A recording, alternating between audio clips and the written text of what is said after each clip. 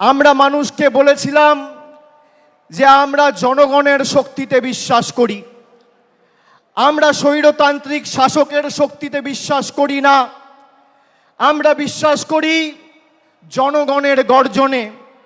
জনগণের গর্জন কি? জুনের 4 তারিখ ভারতবর্ষকে বাংলার মানুষ দেখিয়েছে। এই যে বিপুল জয়, এই জয়ের প্রধান কারিগর যদি কেউ হয় তাহলে আজকে রোদ ঝড় জল উপেক্ষা করে যারা 21শে জুলাইকে সফল সার্থক করতে বিপুল সংখ্যায় উপস্থিত হয়েছে, তৃণমূলের প্রত্যেকটা সৈনিকের জয়। এই জয় আপনাদের চরণে এবং আমাদের নেত্রীর চরণে আমরা সকলে সমবেত হয়ে এই সভা মঞ্চে যারা রয়েছি তারা সমর্পণ করছি। আমাদের কোনো দম্ভ ঔদ্ধত্য অহংকার নেই।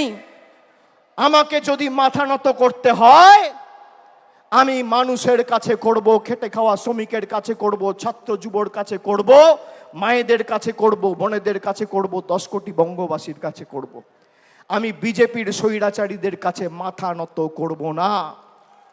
এত চেষ্টা করেছে আমাকে আমার বয়স্ক মা, বাবা, স্ত্রী, ছোট্ট পুত্র, কন্যা, সন্তান কাউকে ছাড়েনি হেনস্থা করতে। আমি বলেছি গলা কেটে দিলেও জয় বাংলা বলবো, গলা কেটে দিলেও তৃণমূল কংগ্রেস জিন্দাবাদ বলবো।